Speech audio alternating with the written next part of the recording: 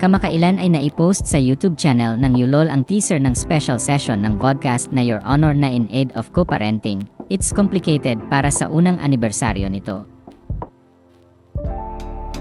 Nakapanayam kasi ni Charis Solomon at Buboy Villar ang aktres na si Kylie Padilla. Sa naturang special session ay ibinahagi ng aktres ang parenting setup nila ng kanyang dating asawang si Aljur Abrenica.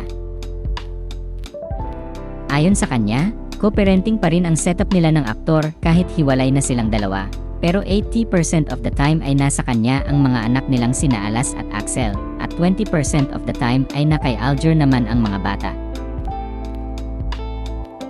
Anya, ako ang 80%, siya 20 lang. Co-parenting pa rin kami. What I mean to say is, sa akin yung kids, 80% of the time. Okay naman na tao si Aljur. Kami lang yung nag-fail, pero yung relationship nila dapat solid pa rin yun. Ipaparamdam ko sa kanila na there's no change. He is still your father.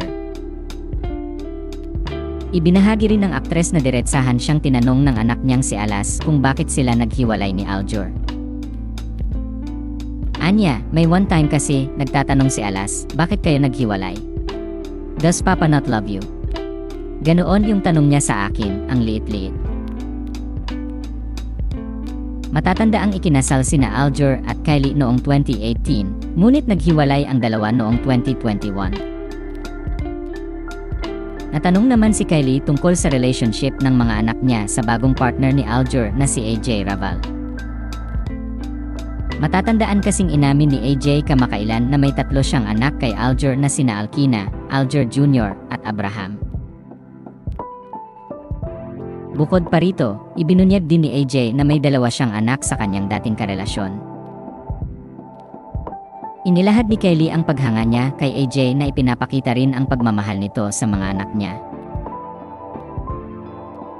Anya, super welcoming niya sa mga anak ko. Kasi nga nanay din siya, di ba? Naririnig ko nga na lagi silang nagyayakapan, naglalambinan din.